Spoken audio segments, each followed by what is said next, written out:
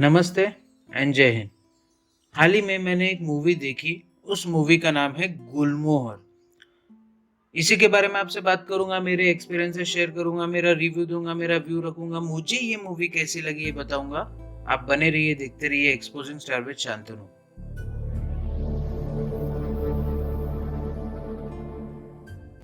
तो हाल ही में मैंने एक मूवी देखी। उस मूवी का नाम है गुलमोहर। अब सबसे पहले इसके स्टारकास्ट की बात कर लेते हैं। सबसे पहले इसमें है मेरे पर्सनल फेवरेट और असलियत में सुपरस्टार मनोज बाजपेयी। अब शायद ही कोई होगा जिन्होंने फैमिली मैन नहीं देखी हो, और शायद ही कोई होगा जो मनोज बाजपेयी को नहीं जानता हो, और शायद ही कोई होगा जो इनकी एक्टिंग का कायल ना हो। ये बड़ी अच्छी बात कही आप। इतनी सहजता से ये एक्टिंग करते हैं। फिर भी मनोज बाजपेयी को हम लोग जानते हैं रोड नाम की मूवी से।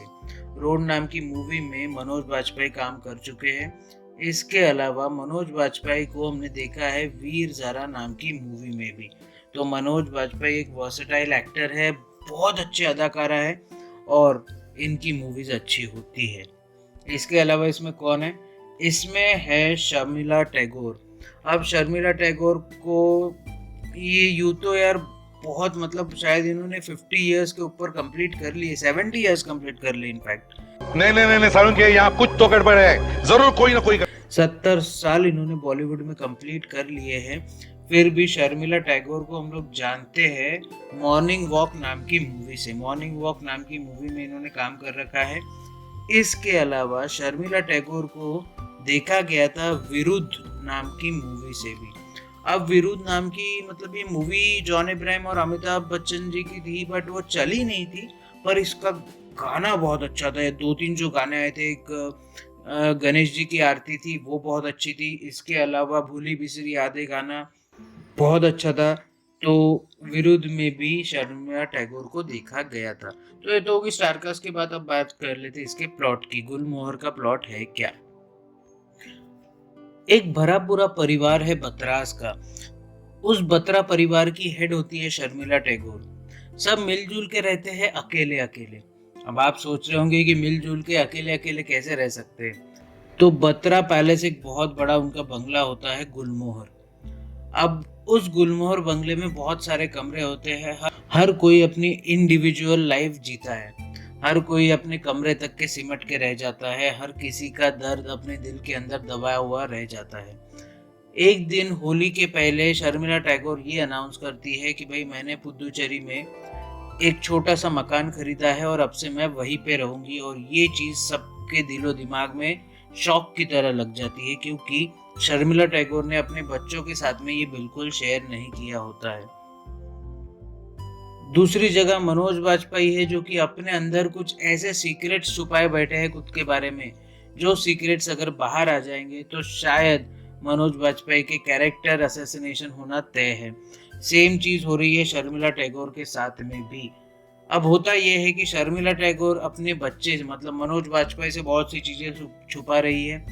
मनोज बाजपेयी अपने बेटे से और अपनी माँ से बहुत सी चीजें छुपा रहे हैं, और उनका बेटा अपनी दादी से और अपने पिता से बहुत सी चीजें छुपा रहा है। पूरी फैमिली है तो एकजुट, पर अलग अलग इंडिविजुअल लाइफ अपनी जी रही है। और इस बीच में मनोज बाजपेयी और शर्मिला टैगोर किस तरीके की चीजें अपने फैमिली से छुपा रहे हैं, और क्यों अचानक से शर्मिला टैगोर ने ये फैसला लिया कि वो पुदुचेरी जाकर सेटल हो जाएगी इतना बड़ा घर छोड़कर। अब क्या होगा इस परिवार का? क्या ये परिवार बिखर जाएगा? क्या ये परिवार के सामने सारी सच्चाई आ जाएगी? और अगर सच्चाई आ गई तो कैसा कोई इस सच्चाई को हैंडल करेगा? इन सब चीजों के बीच में सारी स्टोरी झूलती है। अगर शॉर्ट में समझाओ ना, तो 3 पीढ़ियां हैं। एक पीढ़ी को हेड कर रही है शर्मिला टैगोर। शर्मिला टैगोर के दिल में कई सारे राज दबे हैं, जो इतने दशकों से उन्होंने अपने परिवार से छुपा के रखे हैं। दूसरी पीढ़ी में आते हैं मनोज बाजपेयी। मनोज बाजपेयी के भी सेम सिस्टम है कि उन्होंने भी कई सारे राज हैं जो कि अपने दिल में दबा कर रखे हैं, और अगर वो राज बाहर आ गए तो उस परिवार में भूचाल आना तय है। और तीसरी पीढ़ी रहती है मनोज बाजपेयी का बेटा। अगर उसका राज सामने आ गया तो दोनों को धक्का लग सकता है, मनोज बाजपेयी और शर्मिला टैगोर को। अब इन तीनों के राज क्या पूरे परिवार के सामने आ जाएंगे, और अगर आ गए तो क्या होगा उस परिवार का हाल? क्या वो परिवार टूट जाएगा या फिर वो परिवार आपस में एकजुट और ज्यादा अच्छे से घुल मिल जाएगा? इन सब चीजों के बीच में ये सारी स्टोरी झूलती है। तो ये तो कोई स्टोरी के बाद अब बात कर लेते हैं इसके एक्टिंग की। एक्टिंग मुझे कैसी लगी यार?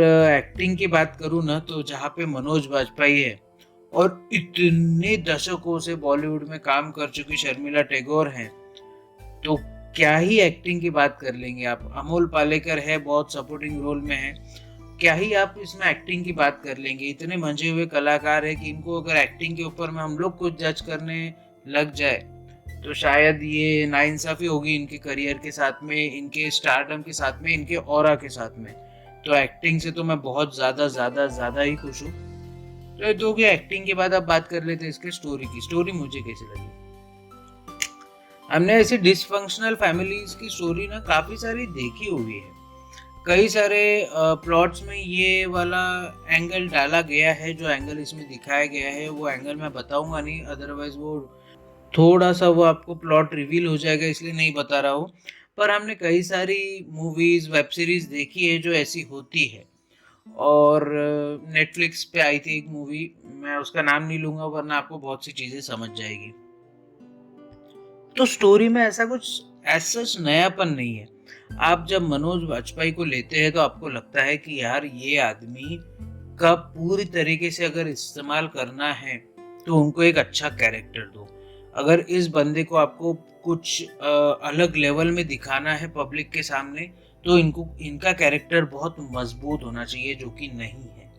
तो मैं स्टोरी से ज़्यादा खुश नहीं हूँ, मतलब मैं इससे एक्सपेक्ट भी नहीं कर रहा था क्योंकि इसको ज़्यादा हाइप भी नहीं मिली हुई थी, तो मैं इतना देख भी नहीं रहा था। बट फिर भी अगर मेरे पास कुछ नहीं है तो देख डालो, ज़्यादा कोई लंबा है नहीं, 2 घंटे की मूवी है, 2 घंटे में देख के आप ख़त्म कर सकते हो। पर समस्या वही है कि नयापन आपको इसमें कुछ नहीं मिलेगा। अगर फिर भी आपको देखना है तो ये मैं आप पे छोड़ता हूँ, और अगर मेरे पास में और भी कोई टॉपिक आता है तो उसके ऊपर मैं एक वीडियो बना दूंगा। तब तक के लिए आप बने रहिए, देखते रहिए एक्सपोजिंग स्टार विद शांतनु। जय हिंद।